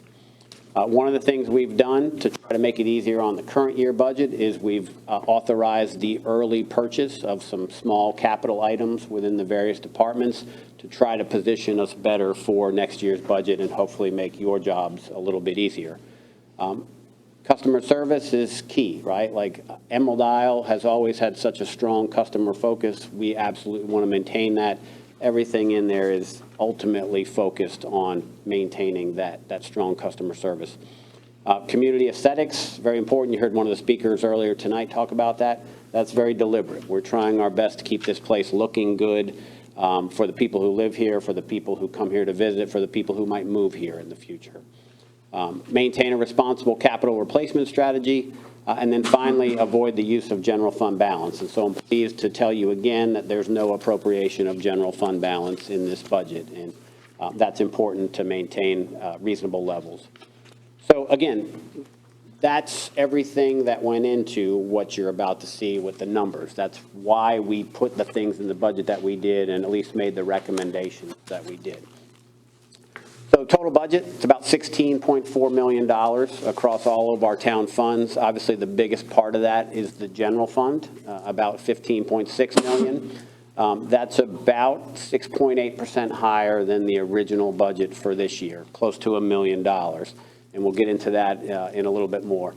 I'm pleased to report to you that we believe that will maintain our excellent service quality. And it also allocates resources for priority service enhancements, priority projects, as indicated by the board. Again, the future beach nourishment funds included, nearly $1 million expected next year that would be reserved for beach nourishment in the future. The budget also includes the special events fund, which basically accounts for our half marathon and car show events.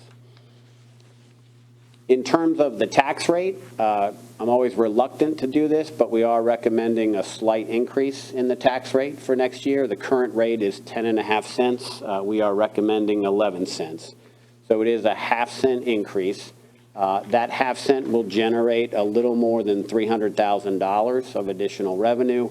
That is the amount that we've allocated for the debt service for the Pebble Beach land for the future Fire Station 3. And also 3 new full-time firefighting staff in the fire department. That 11 cents breaks down, as always, 10.5 cents for the general services. A half cent is specifically earmarked for beach nourishment. That's always been the case for several years. We also have a $25 increase in the solid waste fee that is proposed. That would increase that fee from $335 per year per developed residential property up to $360. Comes out to $30 a month for what I would submit is a very high level of service that we receive here in Emerald Isle. The beach nourishment special district tax rate would stay the same at 2.2 cents. That's charged only on oceanfront properties and inlet front properties. There's a few other minor fee adjustments included in there. Some of the EMS fees, really just to match federal reimbursement rates. And then we are proposing a $25 permit fee increase for development permit fees. I'll talk a little bit more about that in a second. So what that means for the average value property owner in Emerald Isle is you would wind up paying an extra $65 a year next year for your Emerald Isle services than you're paying in the current year. That's about $40 on your property tax bill. That's $25 on your solid waste bill. The average value property in our town is $807,000. So that increase, the increases that are included in the recommended budget would cost the average value property owner about $5.42 more per month for services. A little bit hard to see the chart here, but really what I want to point out here, if you see the three things that are circled in red, those are our three largest revenue sources. Property tax is clearly our most important, our largest revenue source, followed by sales tax in the bright red, bright orange color, and then our solid waste fees in the yellow color on the graph. And so combined, those fees make up more than 2/3 of the revenues. Those three revenue sources make up 2/3 of the total town general fund revenues. So on the revenue side, property tax, a little less than $7 million. As I mentioned before, that half-cent increase gives us another $313,000. Sales tax revenues, we're looking at about $2.9 million. We've plugged in a reasonable 3% growth rate for next year. That's, I think, relatively safe and consistent with guidance from the North Carolina League of Municipalities. We've got lots of other revenues. Some of them are state collected revenues. We're tracking about the same, a slight decrease in those. The solid waste fees, overall, that $360 per year recommended fee will generate about $2.4 million. One of the things that's new in this budget, and I expect will be a considerable discussion point for the board as you dig deeper into the budget, the recommended budget includes $168,000 of building permit fee revenues. And that's for a 6-month period beginning on January 1st of next year. And so our goal, if the board concurs, is to assume responsibility for building permits and building inspections within the town of Emerald Isle, beginning January 1st. Those services are currently provided by Carteret County. We would take that revenue and we would hire 2 building inspectors that would perform those services under the direction of our planning director. They would handle all of the North Carolina Building Code inspections. They would also be available for town ordinance enforcement. And so they would be on scene much more frequent than we can do with our current staff right now. So typically, building inspectors probably visiting each site at least once a month, sometimes a little more frequent, maybe a little longer. So the reason for this recommendation is really twofold. Number one is I think it provides a more seamless transaction for our property owners, for our contractors, enables us to provide better customer service, makes it easier for people to get permits and to deal with one stop with the town. And I think there's great value in that. And then secondly, it does give us just more eyes on these projects and enables us to keep better track of these things. It does come with some risk. Some of you may know that for most of the town's existence, we operated with our own building inspectors. And at one point in time, maybe about 10 years ago, it became very difficult to recruit and retain building inspectors. And that's how we ultimately wound up with the county. But I think that the numbers are such that we can justify bringing back our own building inspectors. And I think we'll have sufficient resources to hopefully provide a competitive salary and attract good people to those roles. But that's a risk doing this. You know, there's a risk. My biggest apprehension is we may find ourselves somewhere down the road struggling with that recruitment retention issue in the future. But given the totality of things, it's included in the recommended budget. We'll talk a little bit more about that during your budget workshop meetings. The regional access parking fees, another significant revenue source. We have $448,000 included in there. That does incorporate about $123,000 of additional revenue from the fee increase that the board approved a couple of months ago, and it's been in effect since April the 1st. Beach driving permit fees, about $225,000. Golf course permits, about $175,000. That's about the same amount that we expect this year. And then importantly, there is no general fund balance appropriated. Our policy specifically restricts general fund balance to emergency purposes, one-time capital expenditures, not permitted to be used for recurring operational expenses, and so there is no fund balance appropriation included in there. We think we're going to be around $4.55 million at the end of this year. That's our adjusted fund balance. That is a calculation specific to Emerald Isle. It's about 29% of your budget next year. On the expenditure side, really just want to highlight, if you see the blue colors and the brown color, the fire department is the largest single expense for the town. It's about 27% of the budget, followed by the police department, followed by solid waste fees. So combined, that's about 60% of your budget goes to those three services. So what's in there? Again, this honors the board's expressed priorities. We're trying very hard to give you a recommendation that balances the current needs, that addresses your future goals, and importantly, respects our taxpayers. We want to make it as affordable as possible for the people who live in Emerald Isle to live here and to fund their town government. So there are 3 new full-time fire personnel included in the budget. We would essentially convert 3 part-time positions to full-time positions. That would give us greater flexibility in scheduling. That would also make it easier to eventually staff Fire Station 3 in the full manner. So with the additional 3 firefighters, that gives us 2 full-time personnel on each shift, and that's primarily for that Coast Guard station ambulance response right now. Eventually, we're going to need to get to 4 full-time staff to staff Fire Station 3, hopefully sometime in the next 3 to 5 years or so. So it's an incremental move toward that.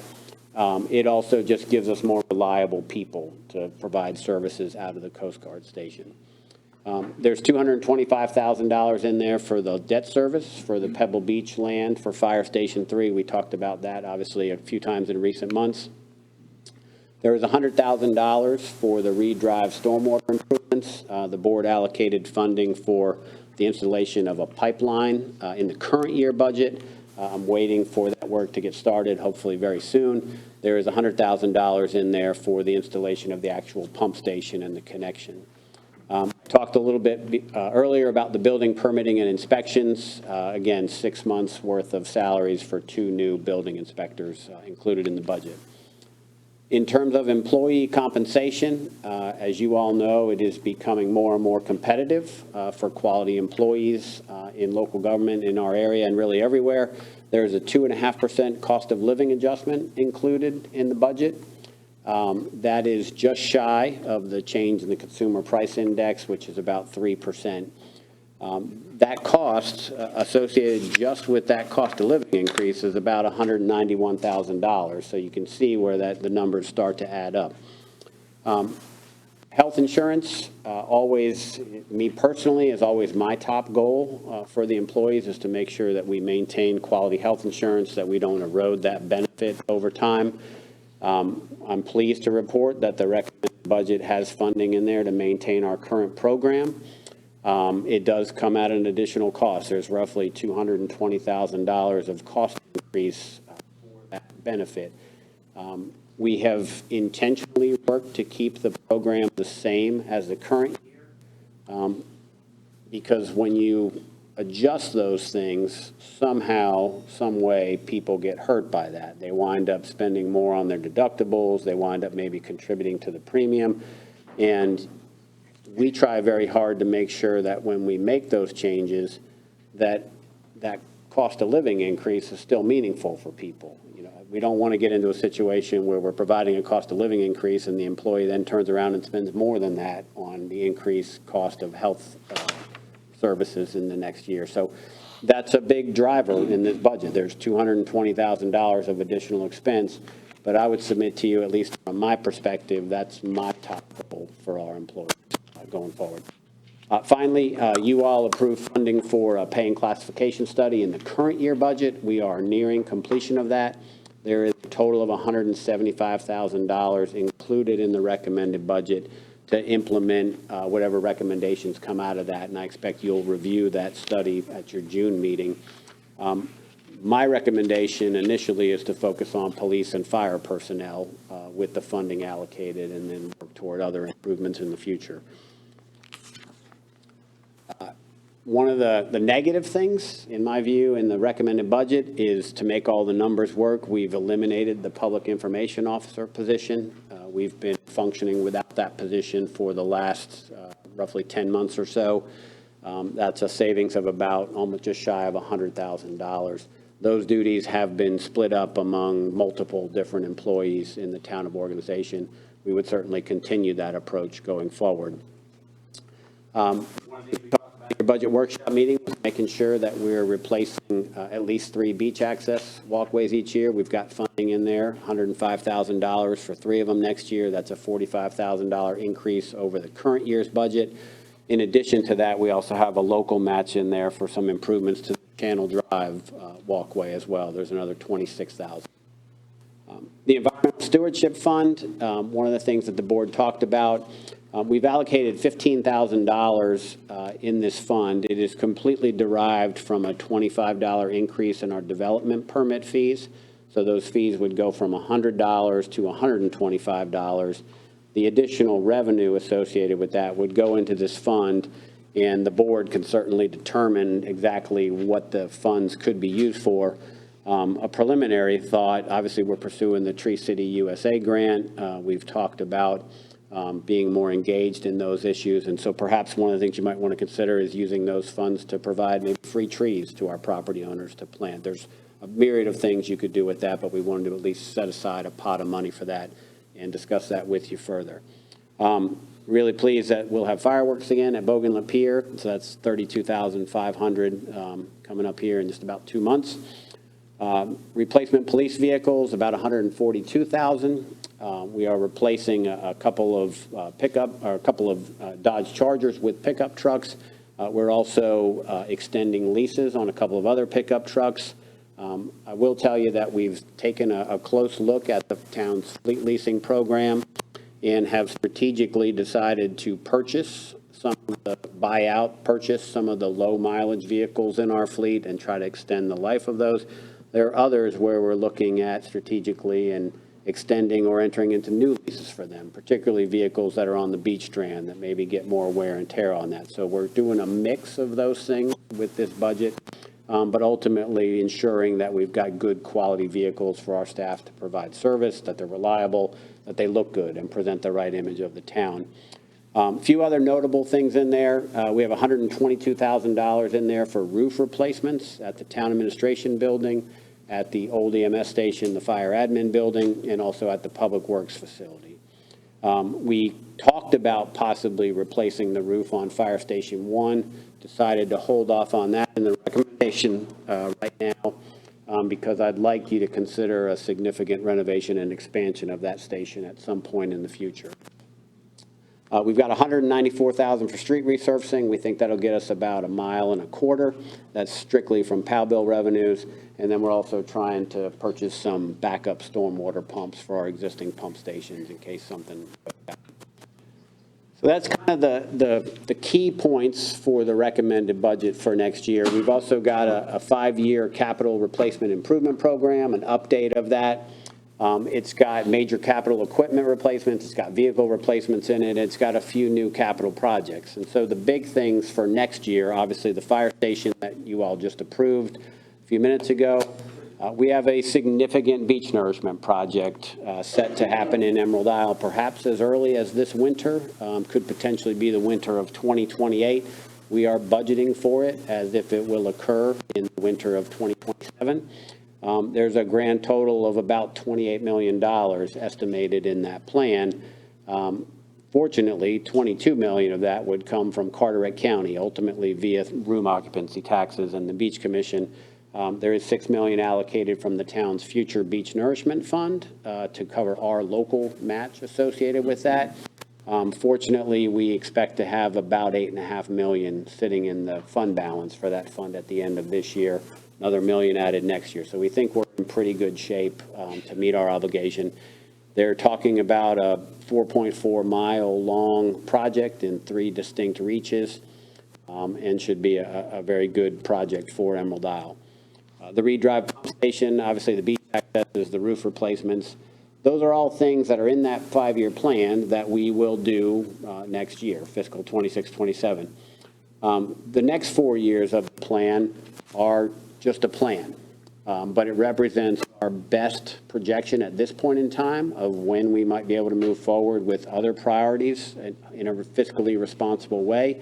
The 5-year plan gets adjusted each year. So the projects that we've outlined or recommended for you in the next 4 years, you'll have another look at those next year and in subsequent years, and you may decide, hey, we don't need to do that, or we need to change the scope, or we need to delay or bump up for that matter. But the projects we've plugged in over the next 5 years, again, there's $45 million worth of projects. 28 million of it is just the beach nourishment project. So the other 17 million is other types of projects.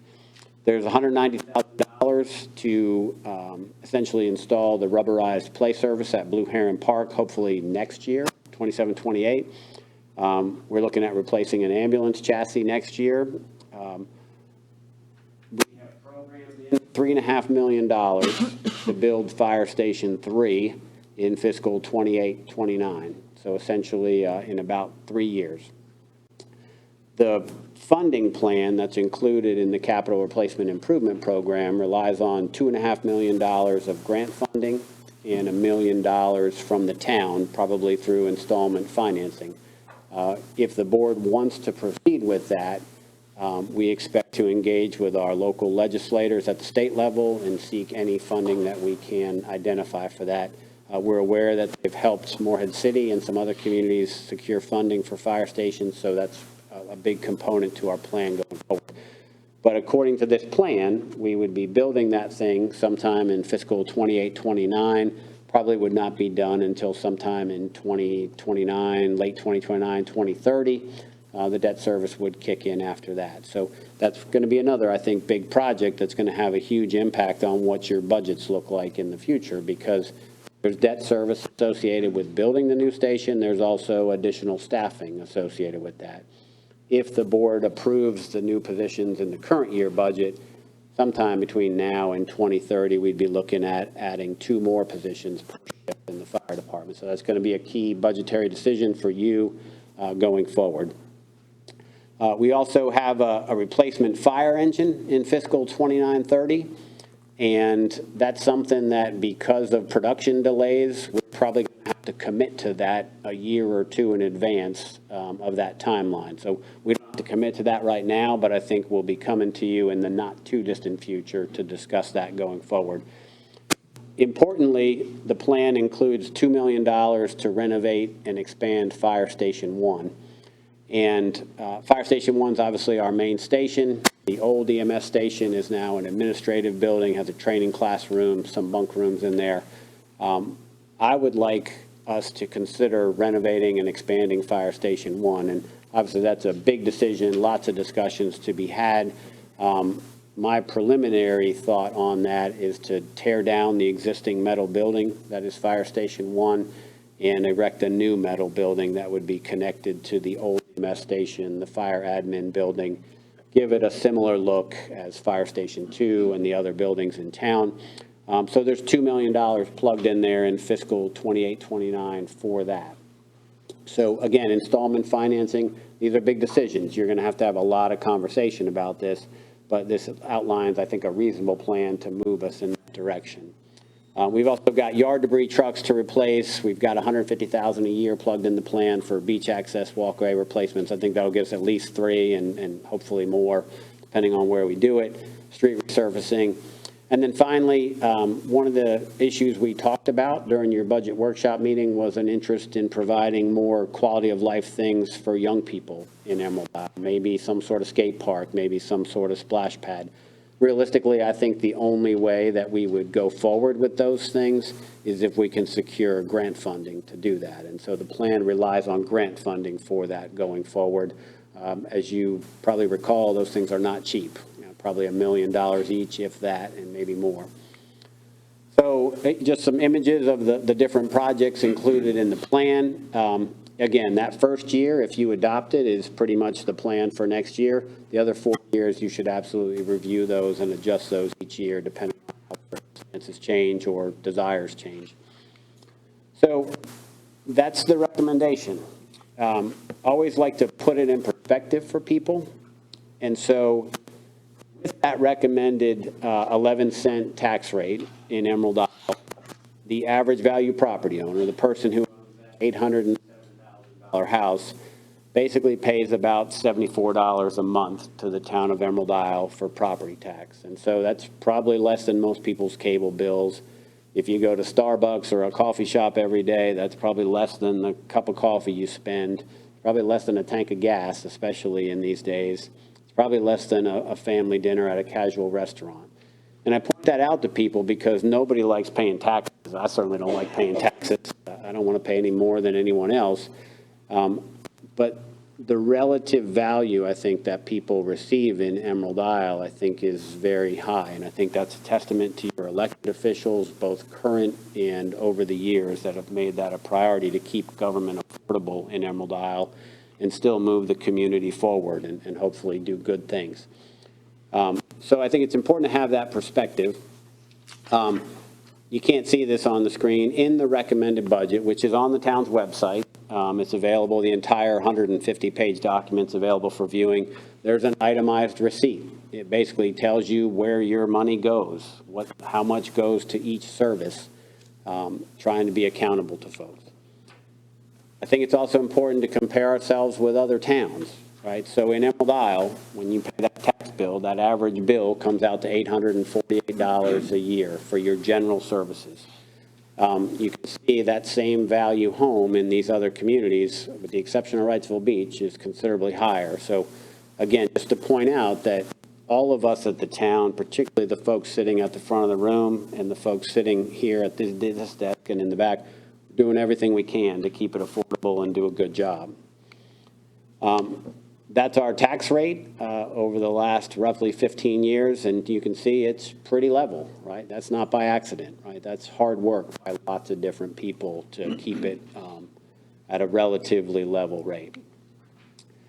In that budget booklet, there are examples of different properties in town. Everything that I quoted for you was based on the average value owner, that $807,000 property. But obviously, everybody's got different properties, right? Some people have a $500,000 condo. Some people have a $4 million oceanfront house. And you can see, if you look in the budget book, you know, that the change for next year with that tax increase and with that solid waste fee increase. For example, there's an oceanfront home in Land's End that's got a value of $4.5 million. Their bill's going up by about $251 next year if the board adopts the budget as it's recommended.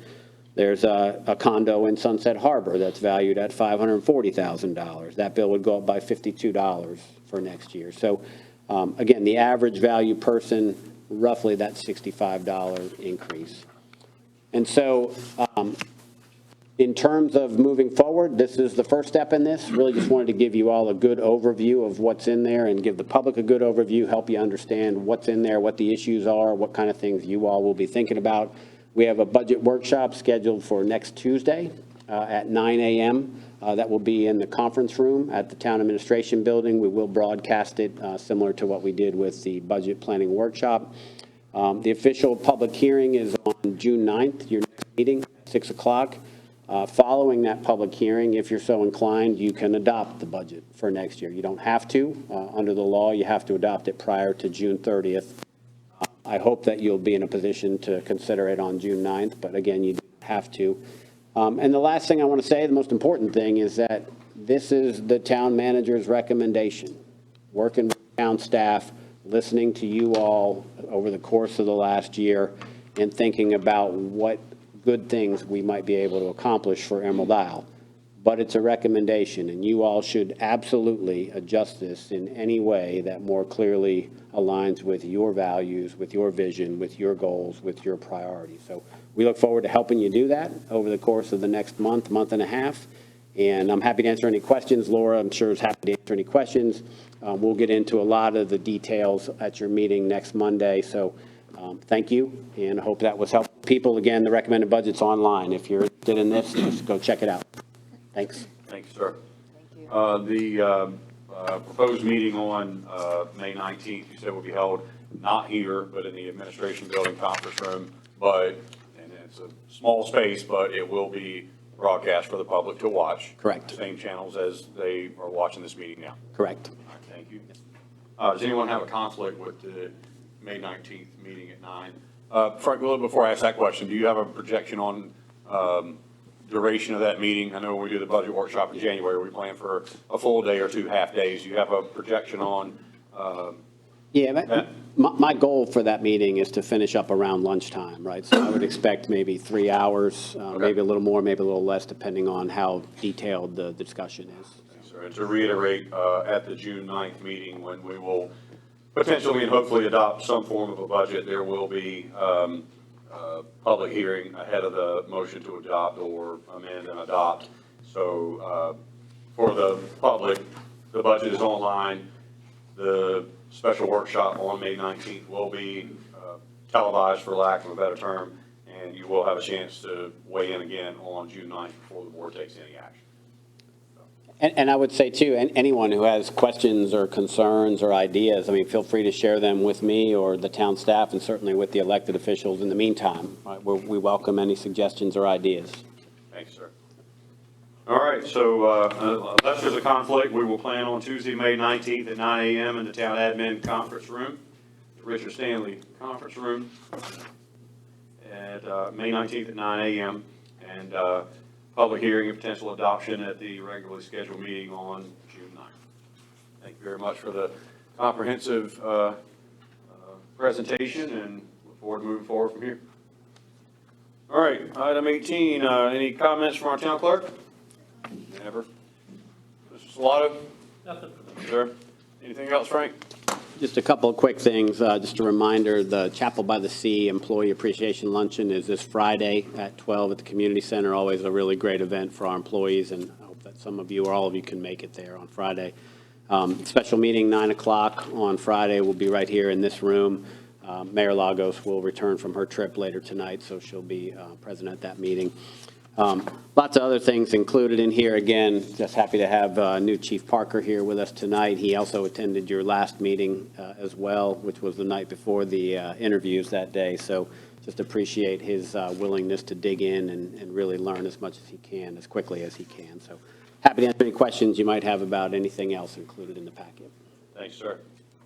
All right, final comments from the board. Commissioner Plum, anything to add? Yes, thank you, Jason. Few things that I've been working on. We have a 4th of July celebration that's going to happen July 2nd through July 5th. Today, we released a Facebook page called Emerald Isle Happenings. It has all the information for everything that is happening through those 4 days. So please get on the Facebook page, share it with your friends. The town has also posted the information as well. In our previous meetings, we had a flyer back there about an event committee. We had a great turnout of people who are interested. We have about 8 members who are forming that committee. We had our first meeting last month, and we're having another meeting this month to help plan future family events for this island. Third, one of the things I heard from you was we have a traffic problem, we have a parking problem. So next weekend starts Memorial Day weekend. We are going to do a test with a trolley service that will loop the island starting on Coast Guard Road. There'll be different drops to take people to the downtown area of our town, go clear down to the eastern access area and pick up and loop back around. We're going to test that on Friday, Saturday, and Sunday, and it will be free.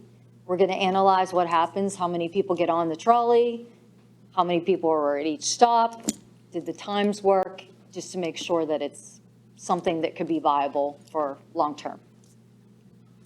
And lastly, Water Tower Park.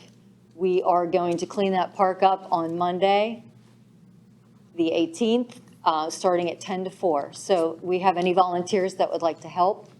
Would appreciate the help. Candace has help lined up from Parks and Rec. Carol will be helping to make sure that we don't cut down anything or remove anything that needs to stay. So again, if anybody would like to help clean up the park area over here, that would be much appreciated. So thank you. Thank you very much. Mr. Brownlow? Thanks, Mayor Pro Tem. We kind of went over it kind of quick, but I'd like to go back and rehash this. But the proclamations for National Police Week, National Public Works Week, and the Emergency Medical Services Week, I can't say enough about my sincere personal appreciation for each of these departments in our town. They do great jobs, tremendous jobs. I got to meet, the first time I met her was August 12th last year when my wife had a stroke at a board meeting. And I got to meet her again and tell her finally thank you for helping save my wife's life. And so these folks are incredible people. My wife swears she's an angel, and I think she is too. And the public works guys, I mean, you see them all over the place. They're always working on something, hot, cold, windy, raining, no matter what. These guys are out there working. And Joe, we really appreciate you and your staff. The work you do is tremendous. The police week, I mean, these guys work 24/7, keeping us safe in our communities. They put their lives on the line. You might not think it happens in Emerald Isle, but it can happen, you know, and I hope it never does, pray it doesn't, but they show a credible presence. I see them all over the place. And so I think that's one reason why our crime rate is hopefully pretty low here. And so with all that, and of course, our administrative staff, you know, we tell you guys thank you so much every week. The work you've done on the budget is a lot of work. It's hard work. John L., my God, he went through planning boot camp this week, I think, the last couple of weeks, and bless his heart. With that, just I can't tell you how much I appreciate all your staff, and I'd like to give you a standing ovation because you guys deserve it.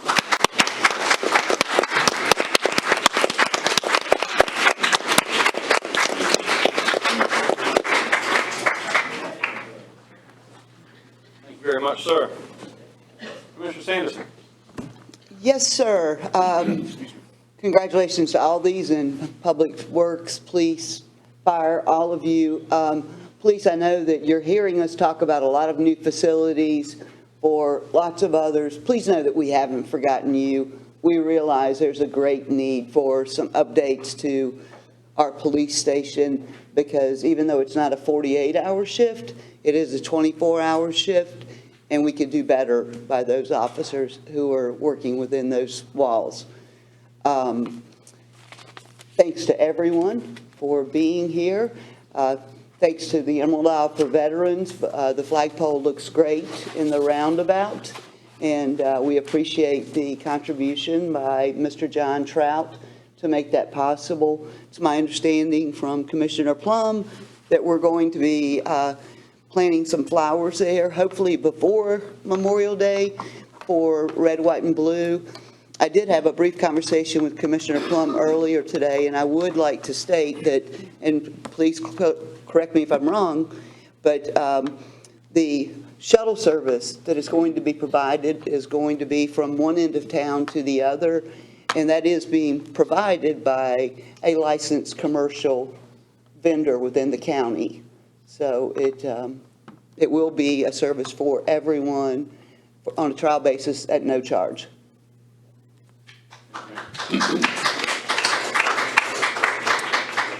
All right, do we have a motion to adjourn? So moved. All in favor? Aye. You guys have a great night. Thank you all for what you do and being here.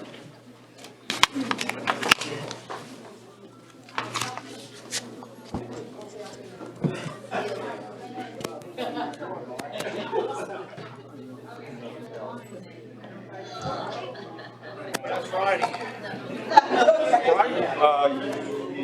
I had to think back, yeah, that's right.